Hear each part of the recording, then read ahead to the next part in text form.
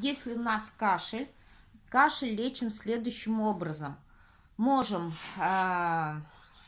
протрясти грудную клетку прям механически. Это надо от ключицы, вот эта косточка, до конца ребра разделить грудную клетку на 3 части. Набираем воздух. Сначала кладем ручку на верхнюю часть и на среднюю. Не на кожу мышцы, а на ребра. Прям захватываем ребра. Вдох. Не дышим несколько секунд, чтобы открылись все там бронхиолы. Выдох.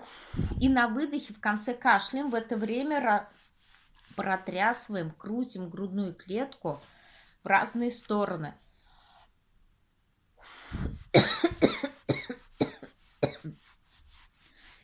Протрясли 3-4 раза. Потом переходим не молочной железы, не кожу, а мягонько. Не больно это делаем, не надо сильно больно ломать ребра. Потихонечку, мягко протрясываем среднюю и нижнюю часть. Набираем воздух, не дышим. Несколько секунд выдох. Если там пусто, у вас будет пустой воздух.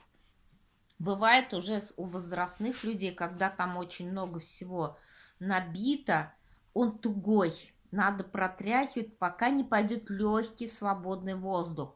Потому что бывает прям пробками выходит. Вот. Дальше. Кладете руки на грудную клетку.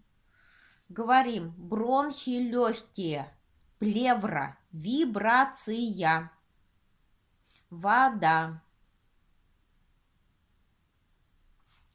Также, если чувствительность появится, надо проникнуть внутрь и прям реально на легких, на бронхах, как будто у вас руки лежат.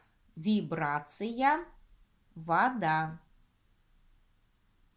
Все. То же самое. Плевра, не забывайте, она часто прям мокрая бывает, она под ребрами. Пленка такая. Вот, то же самое внизу можно тоже сделать. Все.